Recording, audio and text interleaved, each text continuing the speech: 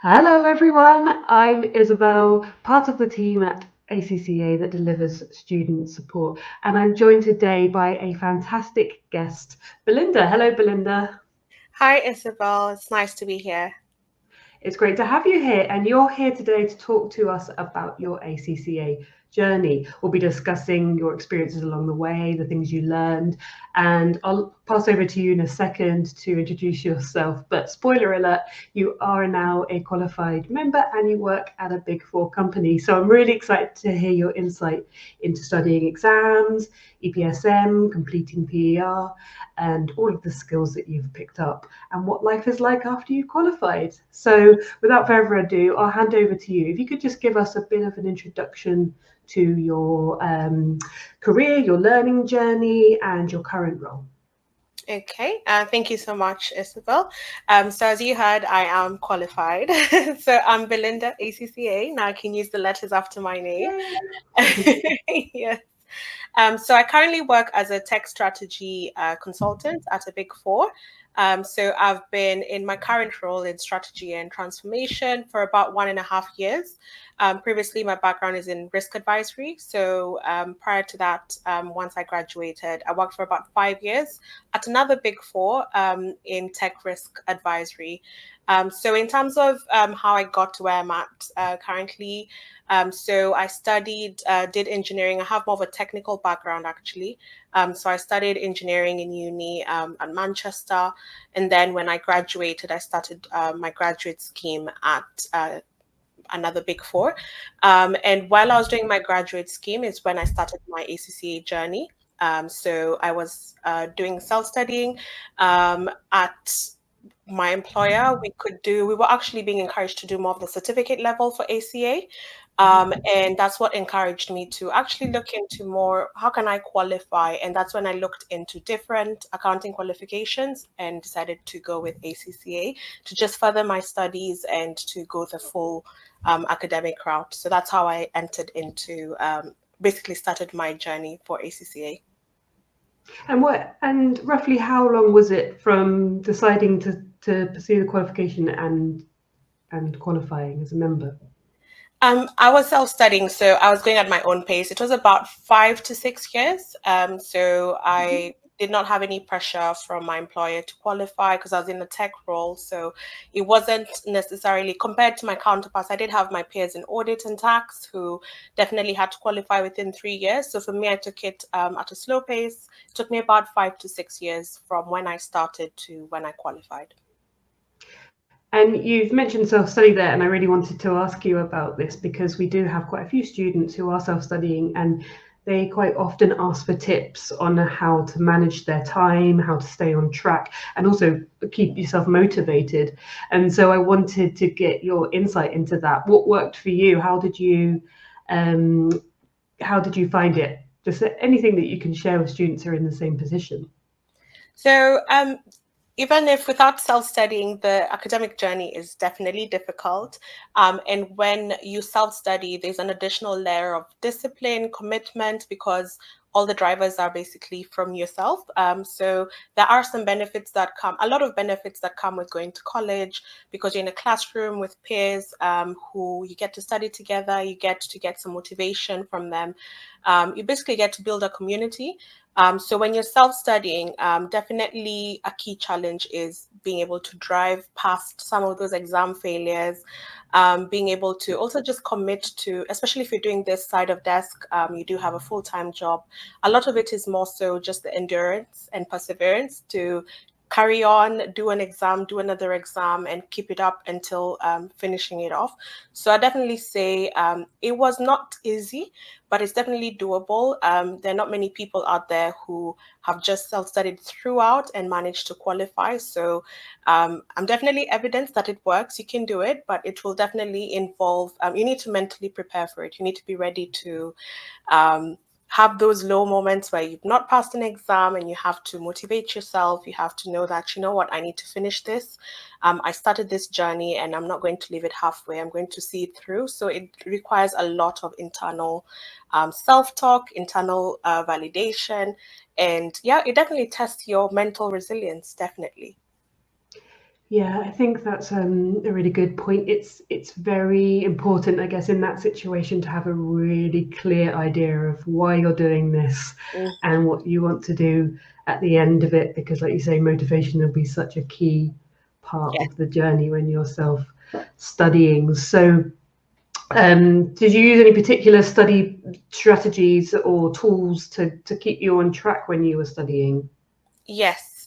So with each, I would essentially prepare, leave at least minimum of 6 weeks preparation before the exam. So I used to take the strategy of booking the exam first.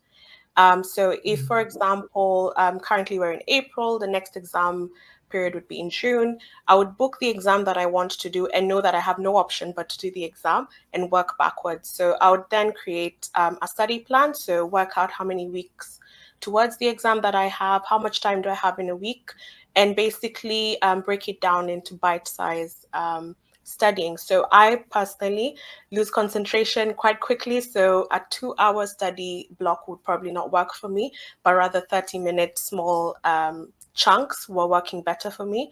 So I worked with what works for me. Like I was quite honest with myself and how I prefer to study. I would purchase the study material. So I did choose a specific study provider, tuition provider in terms of there are quite a few, as long as they're ACCA accredited, ACCA approved, then you can use the material. So I'd purchase the study material and then essentially block out based on the syllabus. Block it out into a proper study plan and study schedule. And a big important thing, definitely that worked for me, is practice, practice, practice. Don't wait until you're fully done with the syllabus to start doing mock papers. A lot of the study material, exam questions manuals, they do break it based on topics. So once you finish the topic, you can try out an exam style question.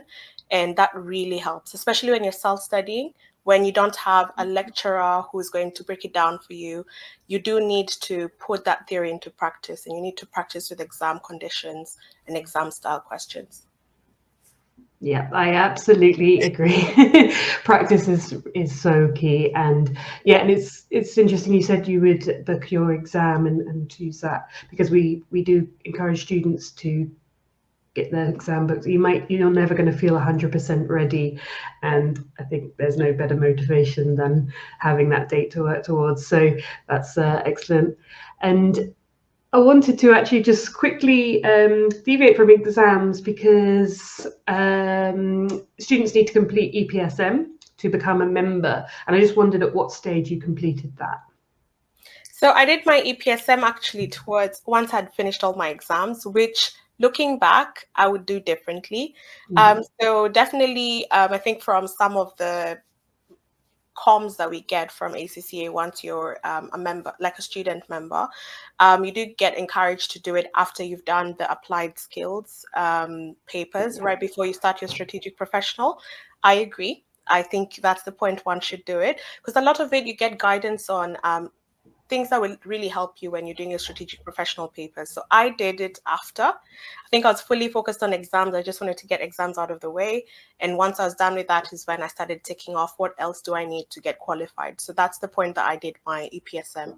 It was quite useful actually. I was surprised by how professional, because I'm already working in a professional environment. A lot of what was being taught there is things that definitely you need to know as a professional, even how to communicate in the workplace. It was very um, relevant to working in preparing you for a professional setting, basically. So I was pleasantly surprised by that.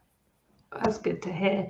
And actually, I think you've made a good point because I said let's deviate from exams, but actually EPSM really does support your exam success. So actually, they kind of work very closely together. It's an integral part of the qualification. So it's really good to hear that you found it useful. But like you say as well, it's nice to hear when something didn't you may have done differently because sometimes it's useful for students to hear that. So we'll come back to the other aspect of the qualification, which is the practical experience requirement, in a minute. But I just wanted to ask how you have experienced being a member. So what would you say are some of the main benefits of becoming a member? I think One key benefit that I noticed straight away. So I mentioned I'm in strategy and transformation now, and I've been in role for 1.5 years. That's actually around the time I was qualifying. At the point when I switched roles was when I was qualifying for ACCA. And I believe a big part of why I was able to transition roles from a very tech risk background into more strategy type was because of my ACCA. So I did specialize in performance management, and that's a big part of what I use daily in my role. So just having that, I mean, ACCA is recognized, and I use it all the time. I use it in my signature, and it just adds legitimacy to my experience, especially if you're transitioning roles. So for me, it helped me transition roles. Also in my day to day, because I do a lot of business process improvements, I believe that it helps me think differently to, for example, some of my peers are very technical and that's very useful, but just having that understanding, that holistic understanding of how things work in a business, what's important, and just having that element of strategy as well. That's a big part of some of the strategic professional papers. That's been quite useful for me on a practical basis. So I definitely say in terms of career, it has helped me. I was also able to negotiate for my salary, for bigger salary, included a package for my annual subscription. So it's things that can help you improve the perks that you're getting at the workplace. Yeah. And did you, speaking of the workplace, so do you think, I want to talk a little bit about your experience of PER. So how and where did you gain your practical experience and how did you find a supervisor? Okay. So I gained my practical experience at my previous job. So during my year-end performance year discussions, when I was setting my goals for the year, I did tell my manager, my line manager, who was technically my supervisor, I did tell him that I'm studying towards my ACCA. These are the different practical experience requirements that I need to meet. So some are mandatory and some you select based on what you want to specialize in. So we selected them with him based on what was more practical to demonstrate through what I'm doing. It also, we also selected what projects I'd be on or the role I'd play on the project based on what I need to evidence. I was working for an ACCA approved employer. So for me, I did have a bit of a different experience in that I didn't have to do the full, I think you had to do a lot of record keeping to evidence your experience. For me, I did need an approved accountant, a qualified accountant, sorry, to sign off on my experience, but it still needed my line manager to back me and essentially say that, yes, I do have the experience in these different areas. So I tailored my annual objectives, performance objectives based on that and made sure to get the experience as I was going along. So I would definitely recommend you think about it before you finish your exams because you do need the 3 years to be gathering the suitable experience while you are studying so that you don't reach the end and then have to wait again to gather experience to get qualified. You can kind of get both of them together. Yeah. Yeah, and I was wondering what your thoughts were on how that aspect of the qualification supports your career and the skills that you pick up along the way. Do you think it's a useful activity to constantly reflect on your workplace achievements like that? Or what do you think about the PER experience? I think it definitely put a lot of the principles into practice. There's some of the skills which, if it wasn't for the practical experience requirement, I probably would never have exposed myself to. Of course, because I'm still early on in my career, I'm pretty sure some of the skills I gained will become relevant at in the future. But a lot of it mainly involved exposing me to roles at the workplace that I hadn't taken on before. And I did have justification to do that. So I would go to the partners like I'd love to take this role on this project to help me gain a lot of it, especially to do with like costs, like tracking cost budgets, etc. Those are things that were not organic to my role. So I had to actually go out of my way to gain those skills. And that I'm sure will be very useful as I go up the ladder. Yeah. I think, yeah, that's a really interesting point because I think sometimes it's easy to not seek out opportunities which don't fit your current day-to-day role or the things that you're working towards. Sometimes it's very easy to stay on one track, but actually it's very good to be pushed outside of that Yes. sometimes, and be encouraged to look at things in a much bigger way and pick up skills that, like you say, you may not need right now but could become very useful in the future, and also helps you understand what other aspects of the business are doing and what other people are supporting you in. Agree. Yeah, it's a really interesting way to look at it. So so I guess you've talked about the benefits of being a member and the benefits of doing that practical experience requirement. So it does sound like you would agree that ACCA has helped you achieve some career goals. Is that right?